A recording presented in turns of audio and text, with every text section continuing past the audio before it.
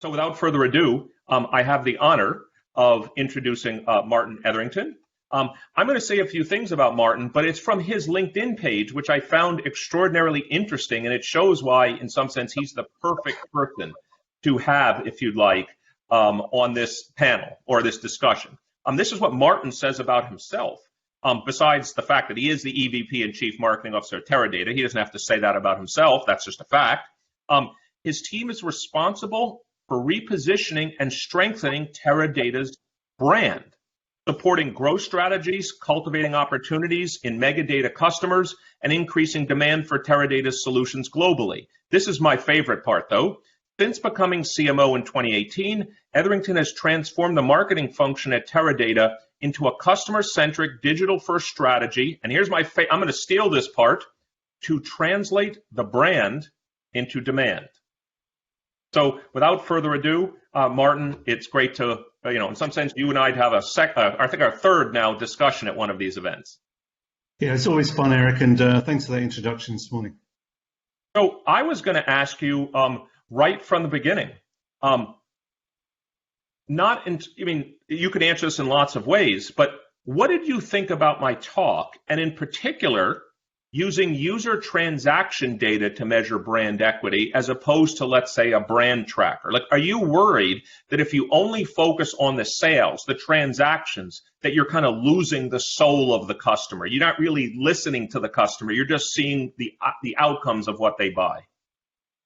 Yeah, I mean, first of all, there's a lot to unpack in that one question. It's quite interesting listening to your discussion, thinking about, we are talking about two most valuable parts, two of the biggest assets that do not appear on the balance sheet of any company, and that's brand and data. So to go back to your question, I do think about it a lot, and I think I love the word that you have, dynamic brand equity. And let me give you my equation, because I always love Bradlow's equations, but let me give you the Etherington equation. So I would say that dynamic brand equity is brand plus customer experience plus brand purpose. And that last element is the dynamic element. And the reason why I pick up on that is because during this recent pandemic, I've seen the importance of brand purpose to our own company. And if you give me 5 minutes, I'd like to explain a little bit more, Eric, what I mean by that. Yeah, I'd love to hear about it. Because maybe, by the way, depending on what you say, maybe there's a brand purpose part that should be in my equation. So I'm excited to hear this.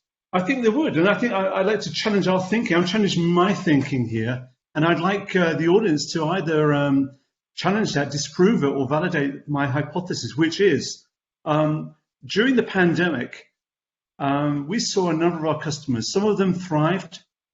Some of them were challenged. Some of their business went away by 90%. I witnessed our employees at Teradata leaning into the pandemic, leaning in to be there for our customers. And we showed up big time with our customers. We gave them specialty terms, more resources. We took away the training barrier, free training. 40,000 courses were taken, helped them improve their businesses. And when I saw that behavior, I started to figure out that companies, and I started to research this, companies with a clear brand purpose are more profitable. They have more employees engaged. But the brand purpose is overlooked. Let me just define brand purpose just for one moment. Brand purpose really is what the company stands for, what it takes actions for, and also what you believe in and what your employee base believe in. Our employee base demonstrated to me they had a collective purpose, and that was to stand by, stand with, and help our customers navigate through this pandemic. And the work that I did in transforming our brand at Teradata, we based our purpose on this following statement. We transform how businesses work and people live through the power of data. We've hidden that. And recently I've just brought that back out to play because I firmly believe that is Teradata's purpose, which is we transform businesses And we're not working on the edge here. We are in the middle of how businesses run, and we transform the way that people live. Things like we make sure that one of our customers, Siemens Healthineers, can do predictive analytics to make sure MRI systems have almost zero downtime. And there's many other examples around that. So coming back to the original question, Eric, I firmly believe that brand purpose is that missing part of the dynamic brand equity that companies will start paying a lot more attention on. And I firmly believe that our customers will reward us with their business based upon that. And that's already shown up in our Q2 business, that our customers rewarded us for staying with them, leaning into their business, and that all came through our employees.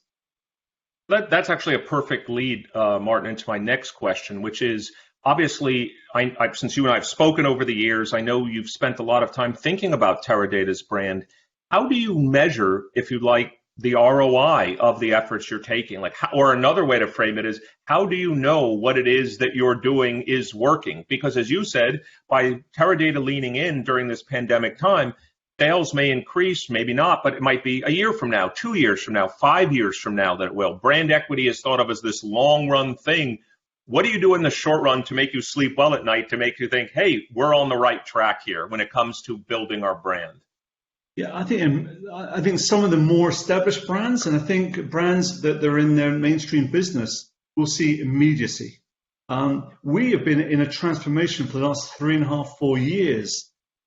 So it shows up in our numbers slower, but using that example of having a very clear and defined purpose and our employees behind that, we saw it showed up in our business in Q1. We thought our business, in Q2, we thought we really braced ourselves for a very, very poor Q2 in the rest of the year based upon what the whole industry was going through.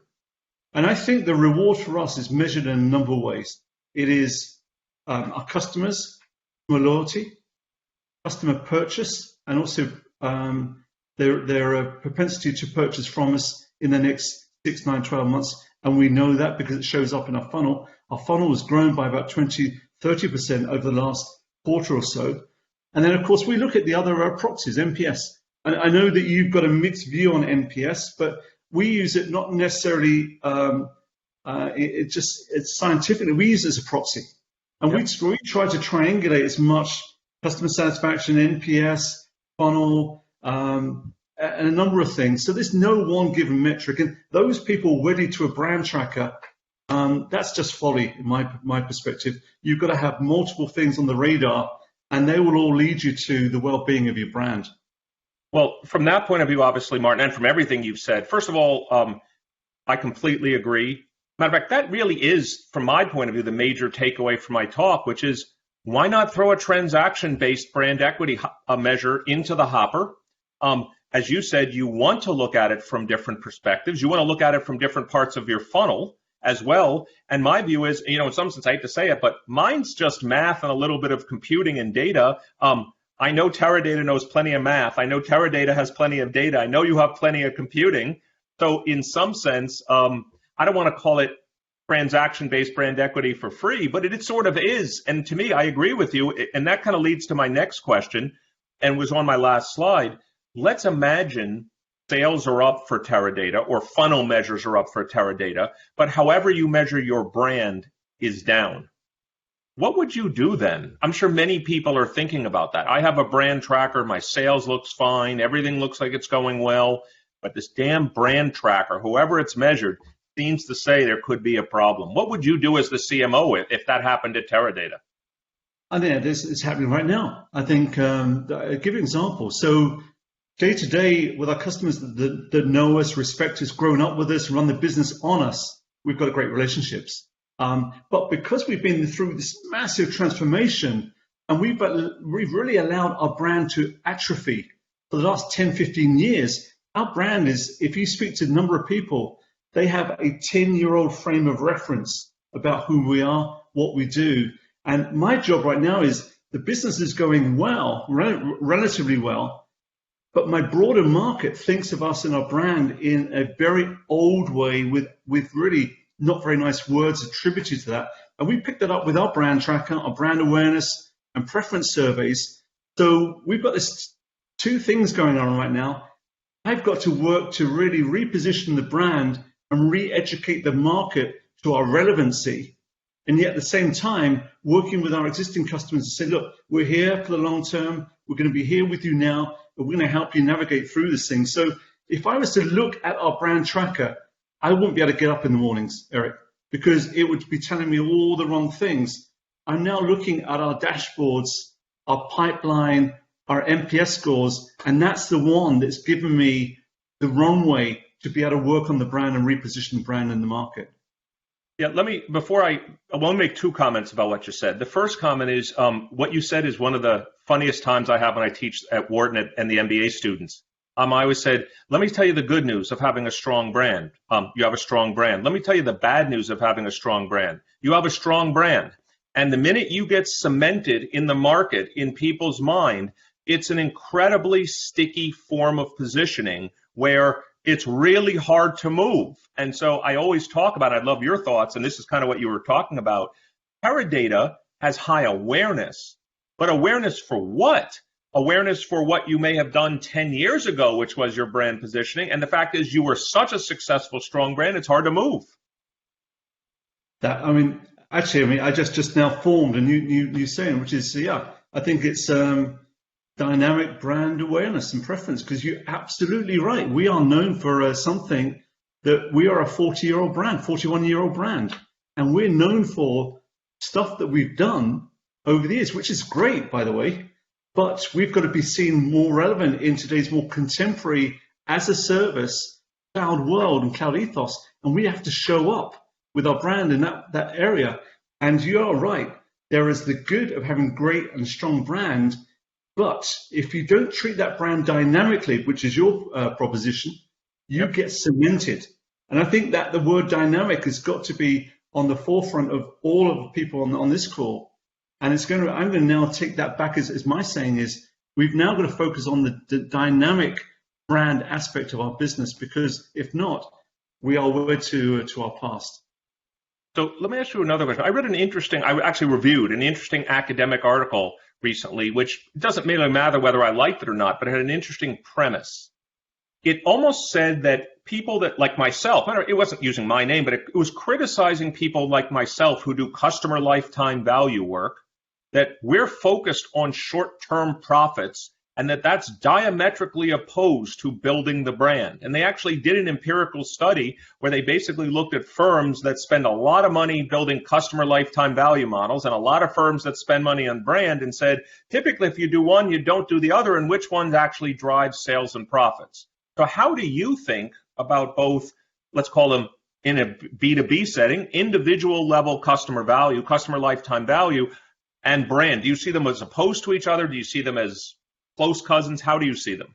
I see them as close cousins. And I think the work that you do, and I think the companies who get this right, typically the CPG, the consumer packaged goods companies, who I firmly believe do marketing probably better than the B2B marketeers. And I think we can learn an awful lot from the consumer-based peers. But I do believe, Eric, in terms of the short-termism, particularly in B2B brands, is counter opposite or intuitive to extending a brand and customer lifetime value. You've got to have two running within parallel here. But your businesses sometimes can be a little bit sporadic, and that will inform your budgets, where you stand. And another example I'm living through right now is because I've got that challenge of moving our brand to being more contemporary, more cloud first, if you will, and going through the business climate of really being quite choppy right now. I've dynamically resource allocated budget to go and deal with that cloud first positioning. So it's a real, I think there's no science there, but I think it takes fortitude and a lot of courage, because people would say to me, even our internal people, why are we investing in repositioning or advertising or spending money in the market when at the moment we're in a choppy market? And my response is, we can't afford not to right now. And also to marketeers, this has never been a better time to be in market because the deals from media companies are very, very good right now. So maybe we'll come out the other side stronger. But again, goes back to the word dynamic. And that's the word that I'm going to start using my vocabulary when I talked about our brand internally. So maybe just the last two questions. One is, how much do you worry? You just mentioned cloud-based. How much do you worry when you evolve your brand that in some sense you have to sacrifice what made Teradata great for 41 years? Like you may lose some traditional Teradata customers as you're evolving your brand. How much does that worry you as the CMO of the firm? Yeah, I mean, it always worries me, but I think that that there's this notion. I think Nike are great proponents of target narrow, catch wide. So let me give an example of that. When they say target narrow, they focus on their brand on the top 2-3% athletes around the world. But they catch wide because every one of us shows up with Nike paraphernalia. Now take that to a B2B one, to our world is cloud first is targeting narrow. But if we are seen to be more relevant contemporary in that world, we will catch wide. So looking at it black and white, yeah, it gives me cause for concern, but I firmly believe that if we do a really good job with the cloud first positioning, that will also bring along businesses that may not be cloud ready today, but will come with us because they know that we've got one eye in the future and will help them navigate towards that cloud first strategy too. Maybe just my last question, and I don't know why I thought of this question as I was writing my notes over the last few days, but obviously we both believe that the partnership between, we believe, the #1 business school in the world and Teradata is a valuable brand partnership for both of us. I think about this for Wharton, but what about for Teradata? Let's imagine there was a client that offered Teradata, and I'm making up some large, egregiously large number, $100 million of business, but the brand of that company was uncertain. How would you think about making, because we maybe have many companies that are watching this that are saying, wow, don't we all make those choices all the time? Taking product or sales or business, but how is it going to affect our brand? How do you think about that when you think about the clientele and the partnerships that Teradata makes? Well, I think certainly for the partnerships, we are very, very selective. And what better brand to have? The reason why we had 800 people registered for this call, and we would like to think that Teradata contributed some and probably a chunk of that, but that speaks to the power of Wharton brand. And that's why that we work with you guys, not only the fact you're pretty cool to hang out with, you challenge our thinking, but the power of your brand. For us, going back to your question is, yeah, I mean, literally, we would really have a problem if we were showing up and we were selling to a brand that does bad things. We would think that would come back to us. We would probably walk away from a deal of that substance. And I think there have been a couple of examples. I can't give names of where we've done that. So I would like to believe that we can go back to speaking about purpose, that we have an authentic brand, that we stand behind that belief, and we would make those hard decisions based upon that authenticity. Well, Martyn, as always, I'd like to thank you for having a chat with me. Just happened to be hundreds of people watching. Thank you for doing it virtually. And I would like to thank Teradata both for their partnership, but also giving me another opportunity to talk about my research. So thank you, Martyn, and I'll turn things back over to Katrina.